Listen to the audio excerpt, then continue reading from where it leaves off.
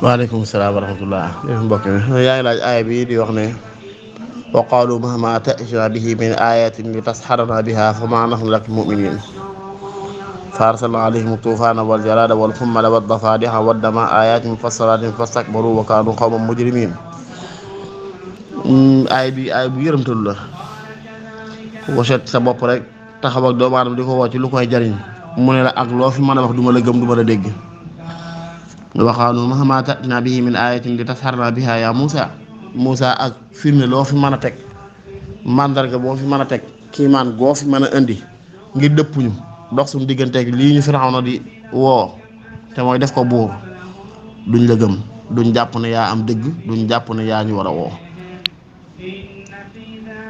alxuraan ne fa arsalna alayhim tuufaan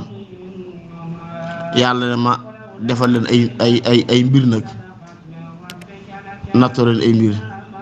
maanaam taw bu baree ndox mu bari nattoo leen aljaraat ay soccata ki njëréen wal xumal mooy ay teeñ wat dafaa def ay mbott wat dama ak dara ñu yor yëpp doon ay mandak yu war a xamal ne yàlla moom kawnu bi moom monde bi di ko doxal nu mu ko soobee waaye fa sakbaru ñu réeréeru rek wa kaanu qawman mujrimiin. tuufaan ko ab jug fere taaxoon maa daa ku daal li mu ko wax mooy yàlla nattoo leen ay mbir daal yoo xam ne musiba la seen kaw yàlla nattoo leen ko yoo xam ne ay mbir la yoo musiba seen kaw te amul ca mel ne pexe ba loolu amee rek nag xaalu yaa Musa ñu tàmbul dikkaat ci Musa nag comme ni ñu waxee ida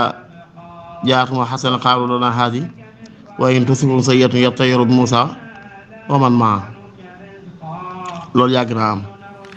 waaye xaalu yaa Musa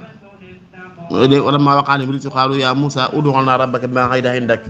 la in kashafta 'annaa rijza lanu'minanna laka wala nursilanna ma'aka banii Israa'iil. bu yooyu dikkee ci ñoom ñu ne Musa ñaanal yàlla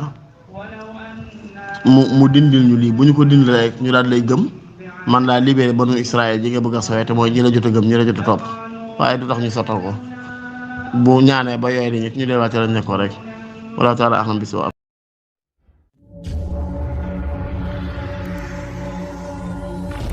Ali